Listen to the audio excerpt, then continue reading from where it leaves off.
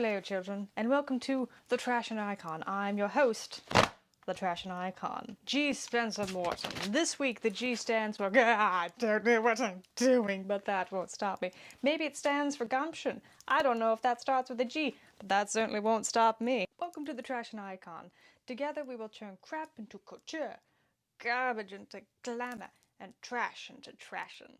In each episode, we will be exploring a new materials, a new pollutant, whether it be plastic, paper, cardboard, or textiles, or any number of garbage, whatever really I can get my grubby little hands on. And we'll be taking that material, understanding it. We're going to look at why is this trash? Is it really trash? We're going to get a little philosophical. Once we've identified our materials, we've understood it, we've broken down why maybe it won't break down for another 1,000 years and why that's bad. Then we get to the fun part, where we get to stroll through fashion history and inspiration. We're going to look at designers, inspirational icons, periods of history, books, movies, all of them, to help construct a new garment that will be brought to life by whatever means necessary. Everything I use will be garbage, second-hand, recycled, or in some way turning trash into treasure. Make no guarantee it will be successful, but I do guarantee it will be an adventure. For our inaugural episode, we will be exploring my recent creation, Scarlett O'Hara Could Never, which I constructed for the 2021 Sonoma Trashion Fashion Show. When we think of recycling, we usually think of paper and cardboard and plastic and whatever we can put in our recycling bin. And we often overlook just how much of what we use every day or even have in our homes can be recycled, whether it's in your recycling bin or at the proper recycling facilities. Now, just because it can't go in your recycling bin doesn't mean it's entirely trash. You know, when I was thinking about what material I wanted to work with for the Trashion Fashion Show, I thought a lot about underappreciated and maybe materials we don't realize could be recycled. You know, you get a lot of like coffee filters and plastics and magazines, and they're all phenomenal. They're great materials to work with. But I wanted to bring some light to material that's often overlooked and needs more attention, to be like, hey, guess what? Hey, you can recycle me. I'm entirely recyclable. So after much consideration, I thought a lot about like, what is something in my home that's been sitting around for too long that really should have either been out to the bins or gone to the recycling center or the thrift store. And I came across these red curtains. They have been everything from curtains to drapes to tablecloths, table runners, backdrops, you name it, they've done it. So I found these great curtains, and I thought a lot about these curtains because I grew up with these curtains. These curtains might be older than I am. And they're huge, they're ridiculous. They are, metrically speaking, ridiculously long curtains. They're these bright red, ridiculously long curtains that we found at this chic little boutique. Maybe you've heard of it. It's called Walmart. Je ne sais Walmart. Can you tell I am taking Duolingo? Je suis Walmart. So I started thinking about how many times these curtains have been recycled and reused and transformed to meet our needs. And I thought a lot about how many curtains have we thrown away, how many towels, how much carpet, or what things have not survived the 20 years. How much textile materials is actually recycled? How much of it can be recycled? So just like pause this video right now and have a look around the room and just count the number of things that are textile materials, like the curtains, the carpet, any upholstery, clothing. Have a look around and imagine only 15% of it being properly recycled. Any textile you can take to a recycling facility and it can be properly recycled, you know, churned up, get all mushed up and used as like insulation or mattress stuff. 95% of all textiles can be recycled in some way, whether it's taking your clothes to the thrift store or your old carpeting to a recycling facility, or, you know, recycling your several decades old curtains into a glamorous evening gown, as one does. Textiles can take up to 200 years to decompose in landfill.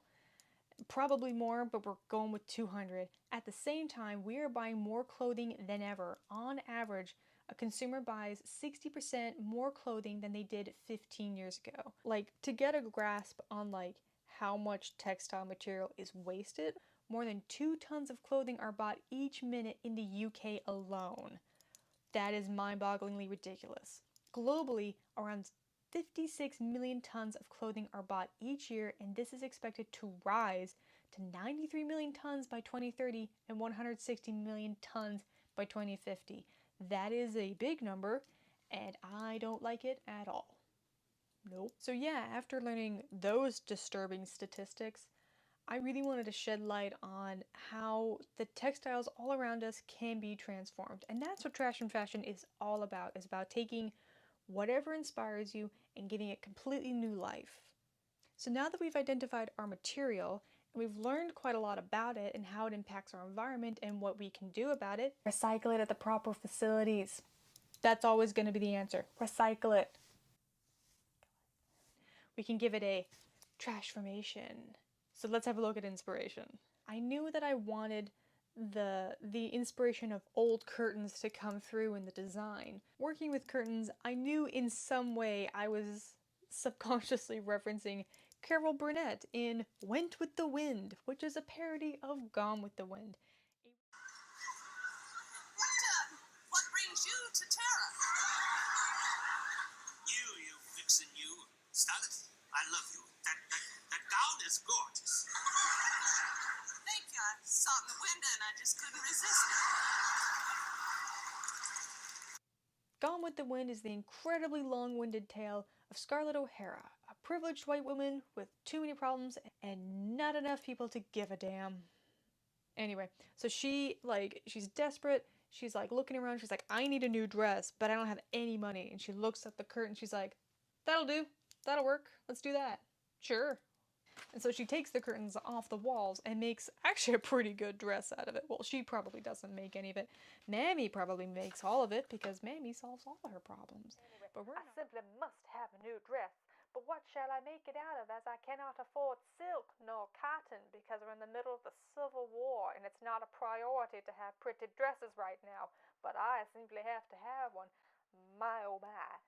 Ah, yes, we have curtains upon the walls. Those will do. Like, if you've ever seen a dress from the Civil War era, those things are huge, and they got huge crinolines and petticoats and all that business. So using curtains actually makes a lot of sense because curtains are huge. In an attempt to pay homage to the one and only Carol Burnett, I tried really hard to find a way to keep the curtain rod in the dress to keep it kind of funny and be like, haha, Carol Burnett. It felt too close to what she had done, and it felt like I was just kind of ripping off a ripoff, which is not good. There was quite a lot of inspiration taken from the fashion world as well. The overall sense of high fashion camp comes from my love of Mugler, who can make anything camptastically stunning. Like, just assume in every episode we are in some way referencing Mugler, because we are. My initial inspiration for the design came from Balmain 2020 fall collection. With this crossover cape, I loved the drape and I thought, yeah, you could start with the shoulders and have it swoop around and cross over. It was a brilliant idea. However, the fabric was just too heavy, and again, it just felt like a ripoff. Like, it would have just been a carbon copy of that design, which could have been cool, but also, like, that's not that interesting to just take a design. I'm not Boohoo. I don't just take things that don't belong to me, like Forever 21. So after playing with some designs inspired by Valentino and Talaya, I remembered the McQueen Rose dress from 2019 and thought the fabric was similar enough that I could create a very similar voluminous sleeve effect, and it really pulled the whole gown together. So the sleeves were very much inspired by McQueen, the bodice was very inspired by Balmain 2020, but the back was actually inspired by Crimson Peak. It's the perfect gothic horror that's both ridiculously beautiful and delightfully terrifying. Gone with the Wind? Boring. No, don't watch Gone with the Wind. Go watch Crimson Peak.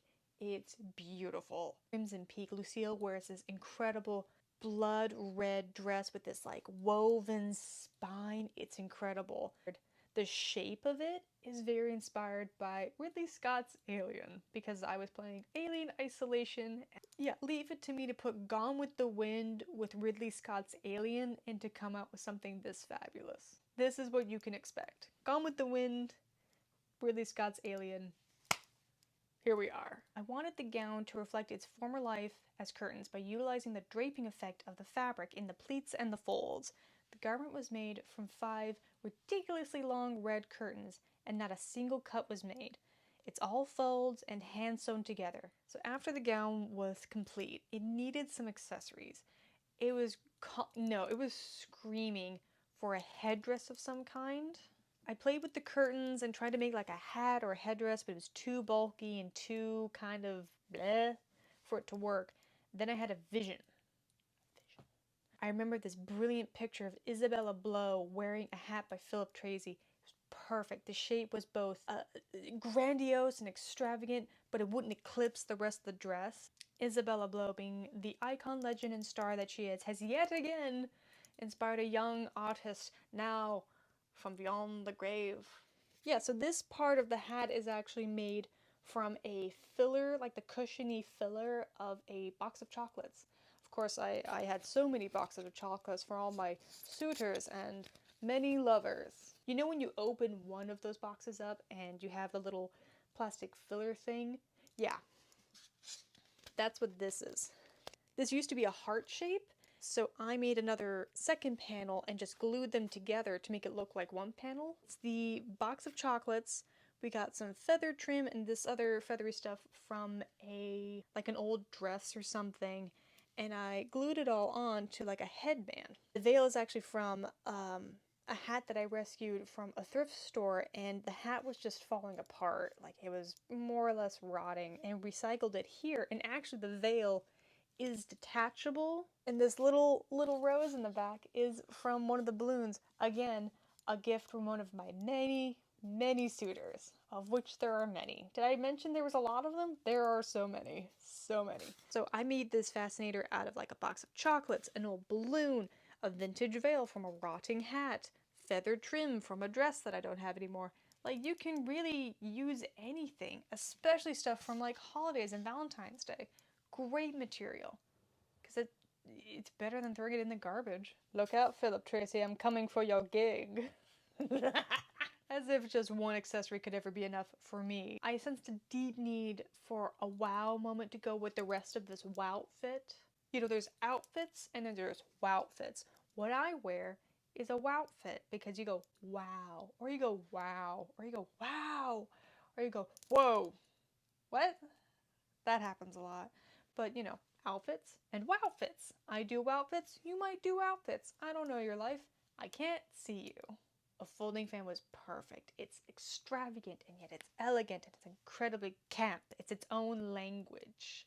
And I love fans. I'm a fan of fans. I found this fan actually at the Republic of Thrift, and it was kind of falling apart. The paint was peeling and it was just screaming for a makeover. So I cleaned it up, covered it with a few fresh coats of paint, and hand stenciled the words Trashion Icon so that everybody knew who they were dealing with.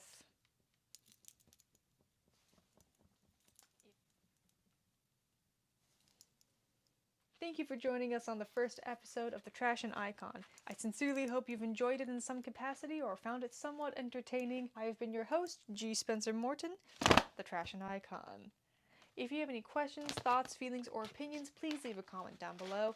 Please like and subscribe, and check out the Sonoma Community Center. They put on the Sonoma Trash and Fashion Show every year, rain or shine. And we'll see you next time.